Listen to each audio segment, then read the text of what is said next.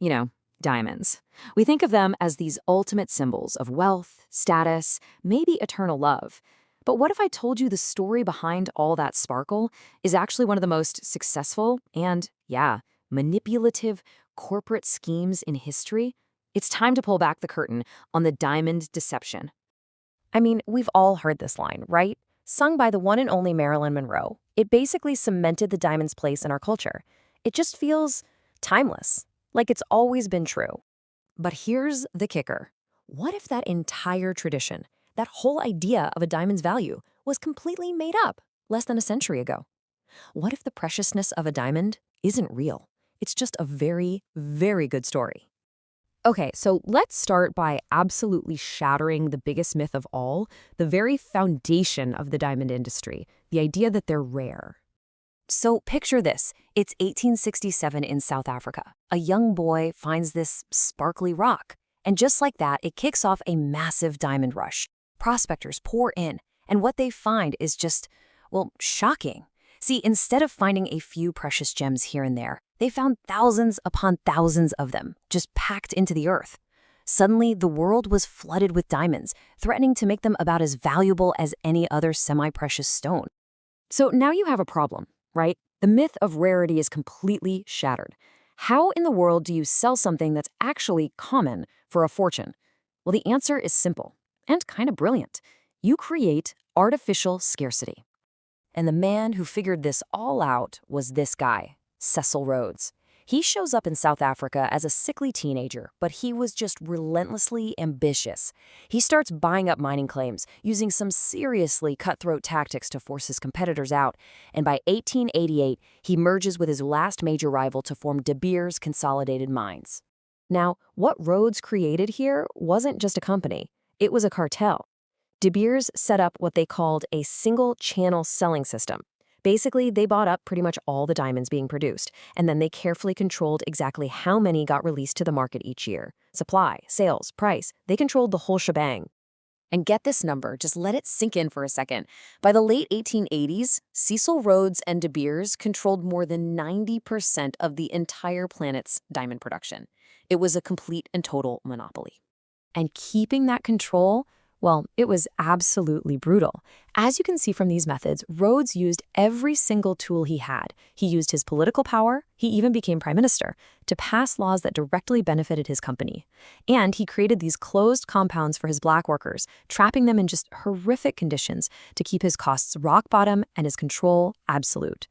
So by the early 20th century, De Beers has this stranglehold on diamond supply. But then, bam. The Great Depression hits and nobody's buying diamonds.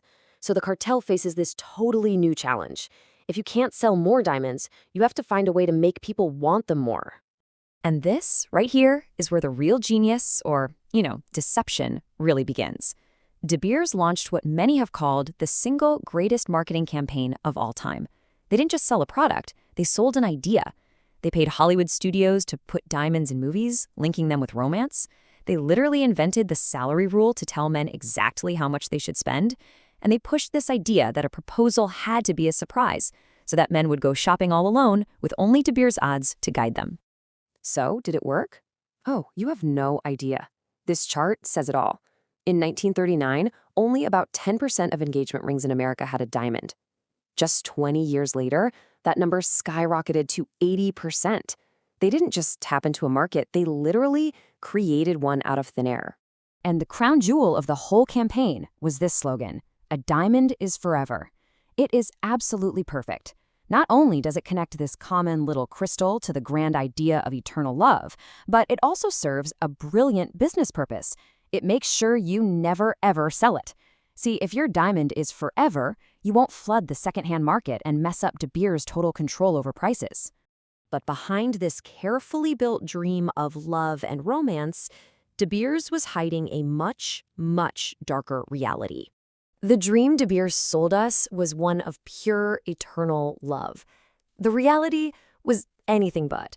The company's immense power was built right on the foundations of apartheid in South Africa, profiting from a system of just brutal segregation and exploitation. As De Beers expanded its control across Africa, its supply chain got tangled up in horrific civil wars. Diamonds that were mined using slave labor in war-torn countries like Sierra Leone and Angola were sold right through the De Beers cartel to fund brutal conflicts. These became known as blood diamonds, and their sparkle was stained by just unimaginable suffering. For nearly a century, the De Beers empire just seemed unbreakable. It was a fortress. But, eventually, even the strongest facade begins to crack. It was really a perfect storm of factors that finally brought the monopoly to its knees. Huge new diamond deposits were found in places De Beers couldn't control, like Russia and Canada. Technology got so good that labs could create diamonds that were chemically identical to natural ones. And then, finally, the U.S. Department of Justice successfully sued De Beers for price fixing, ending their stranglehold on the American market.